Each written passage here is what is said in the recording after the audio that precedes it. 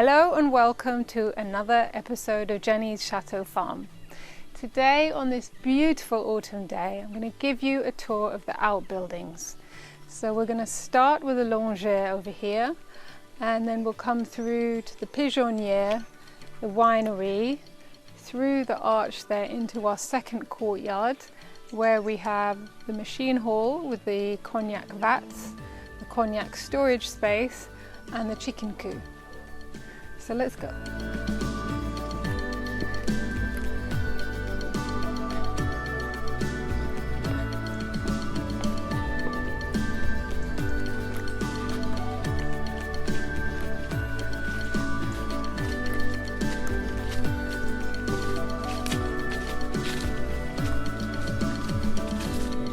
So this is known as the Longier or the séchoir. It was built to dry tobacco. And tobacco, I don't know if you know, grows in really long leaves, so it needs lots of hanging space.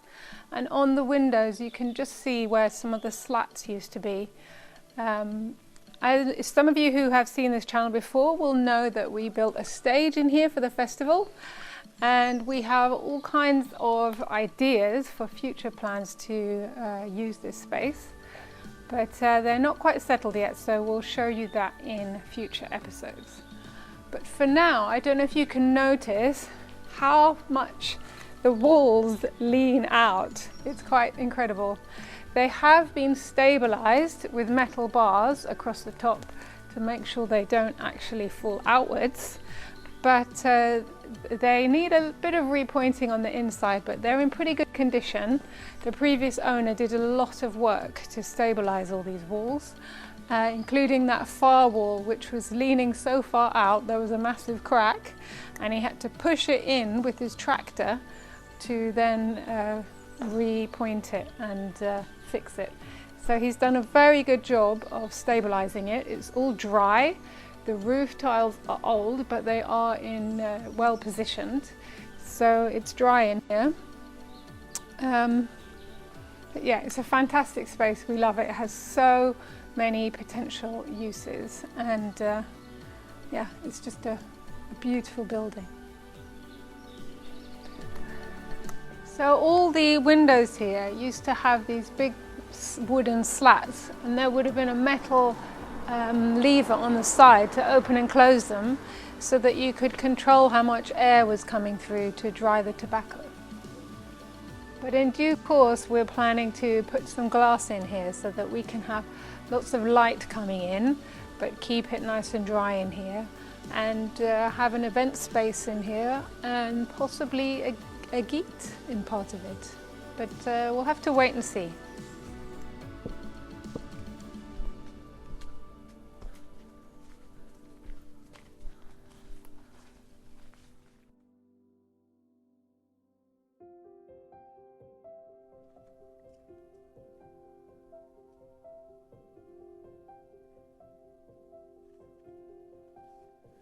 At the end of the long barn here, we have this beautiful quince tree. And they're just gorgeous. We managed to get this one in time. This beautiful fuzz.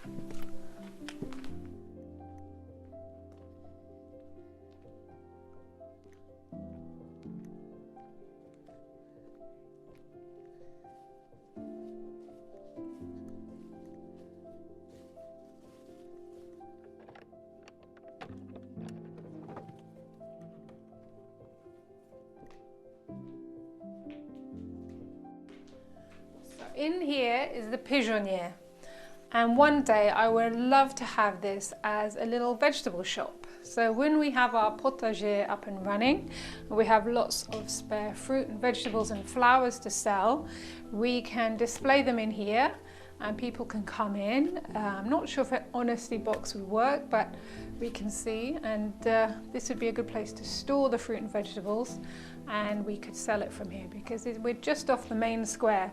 So if we put up a big sign along the road, people would know to come in and get their fruit and vegetables. So that's my dream, but it's going to be a little bit longer before we have that up and running.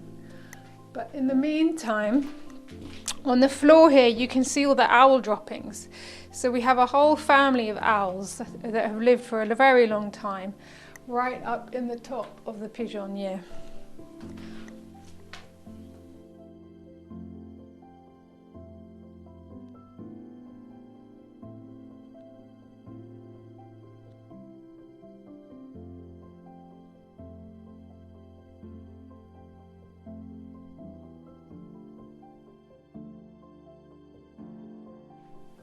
You can see here somebody's been using this as a workshop. So they've made from an old door a lot of hooks to hang their tools on. That's another possible use for it. And at the moment, this is where all the electricity comes into the property.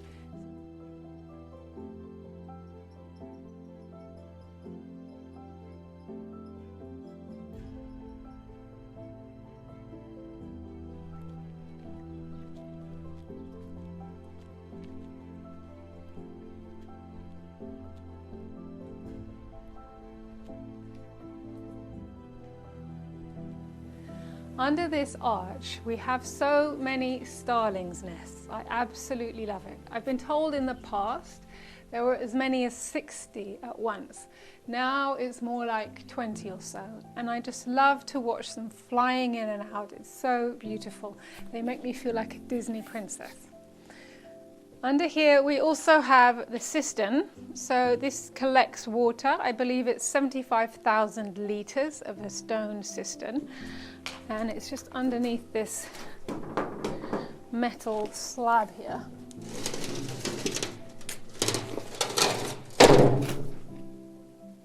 You can actually see the water down there.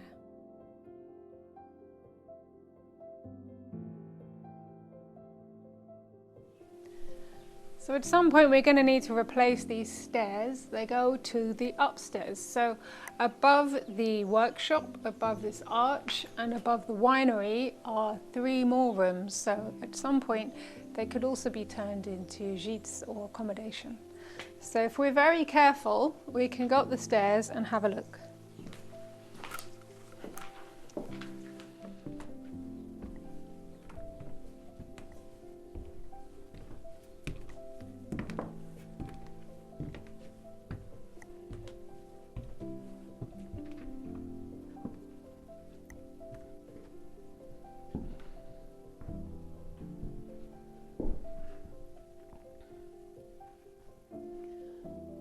So up here you can see the floor's not too bad, but I don't want to go much further in because some of it looks pretty rotten.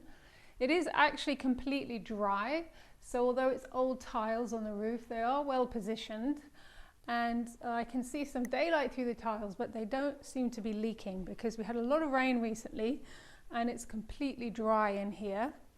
Over there's a big hole that goes into the wine vats that we use to store the wine to make cognac from. We'll see that below. But it's a really lovely space, and we've got 2 large windows here. It could be one day a very beautiful bedroom or 2 for a gîte.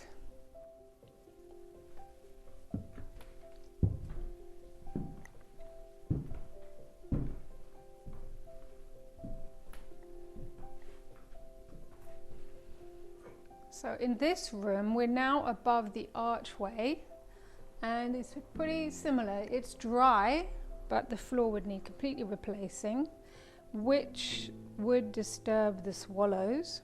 Hopefully they would come back, but we're a little way off doing anything about that. But it would make, again, another great bedroom space, or perhaps a little kitchenette to be self-catering for the bedroom over there. And these windows, again, open onto the courtyard.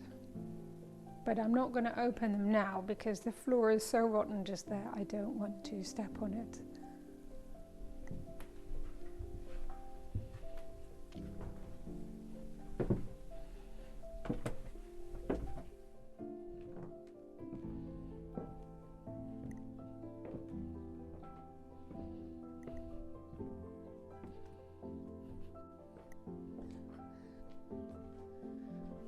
So through here is the winery. It's where they would have pressed the grapes to make the wine, put them in the cognac vats where they would eventually become wine to be made into cognac. So this is the press that was used. It would have had a wooden skirt around the bottom, and here you can see the pressure gauge, and it says Presse Idéale Favreau 90 Bordeaux. So it would have turned this wheel in the middle and pressed this down to squish all the juice out of the grapes, and that would have then been pumped into these two cognac vats, or rather wine vats. So the grape juice would be stored in these vats for a month or so. When it starts to ferment and turns into wine, we have 3 more vats on the other side of this wall, and then after that it's distilled to be turned into cognac. And through these doors here, they would have been opened up to bring in the harvest.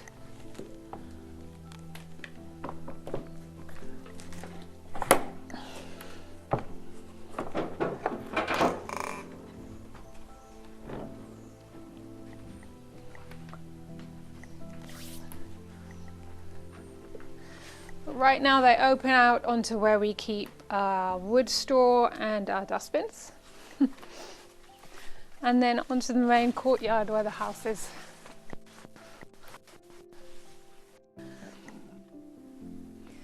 So through here, there used to be chickens. When we first saw this house, there were chickens here. There would have been, at one point this was a stable, so they had horses. And at one point they also kept cows in here. But in this big space is the 3 more cognac vats. And we'll go and have a look at those.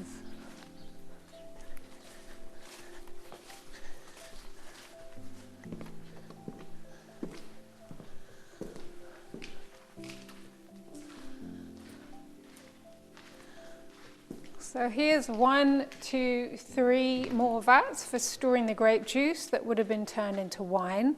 At the bottom you can see where the waste material would have come through this trough and down into here. There's still the remains of the last harvest that was in 2019. So you can kind of smell it. At some point we'll scrape that out and put it in the compost. And over here, these holes in the wall, this comes through from the cognac vats in the other side, in the wine press room that we saw. So it could be pumped through these pipes, and then they would have pumped it through this hole in the wall to an awaiting truck who would take it off to the distillery. So that way the trucks didn't have to come in through to the arch inside the courtyard.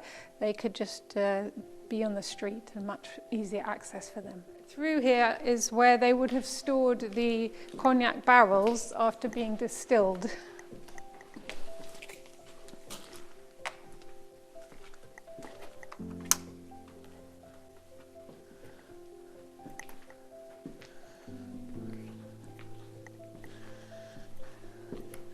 So on the walls here is a particular kind of black mold, and you see this in areas where it's quite common in where cognac barrels have been stored, and it seems to help with the fermentation process.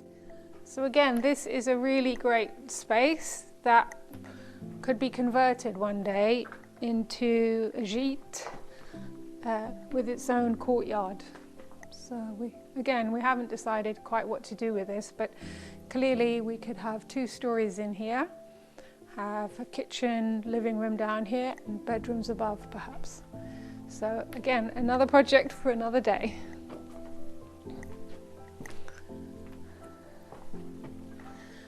Through these doors is where they used to keep the chickens.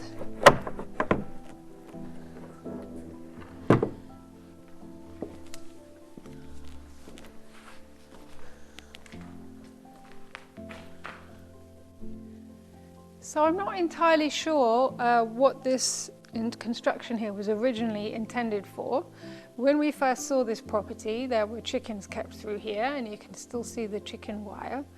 But with these wooden arches here, it makes me think that there were perhaps horses or cows on the other side, and you could place food here for them, and they could stick their heads through and eat it. But whatever the case, they went to quite a lot of lengths to make a very beautiful construction with these stone columns here that would have held beams up, which possibly went all the way across here. But in any case, it's this beautiful stone wall here, and then these stone columns. And here we have the remains of some rabbit hutches. These are concrete from the 60s, and they were rather ugly. So we have dismantled the rabbit hutches.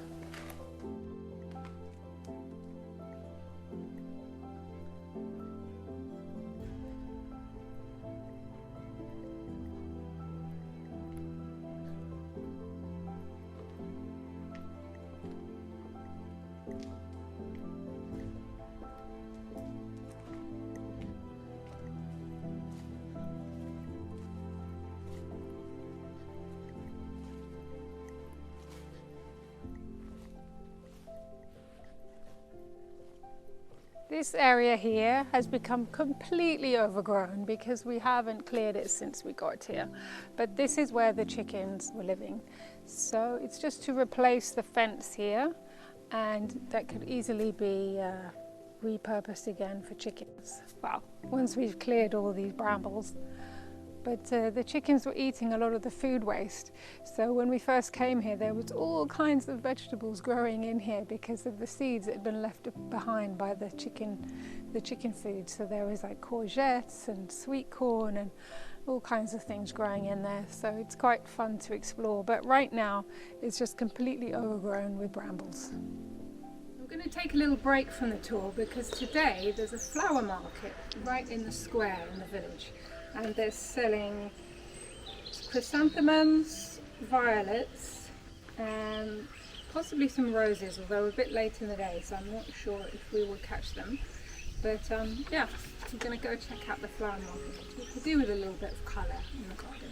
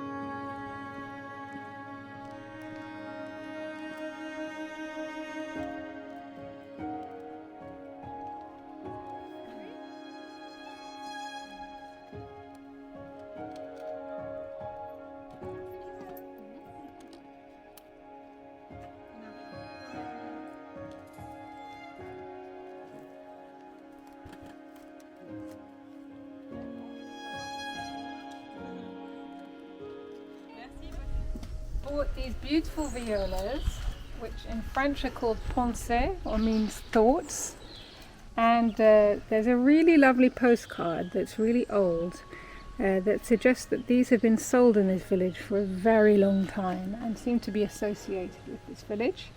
So I thought that these would be nice to plant. Then we have the cyclamen, which are such beautiful colour in the autumn. I just love the variegated leaves with the dark green and then the bright pop of fuchsia.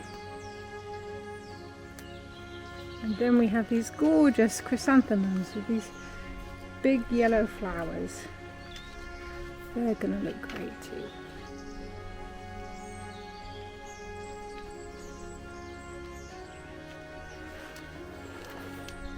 So even though we got there late in the day, I'm very pleased with what we bought. And all this for was about 28 euros.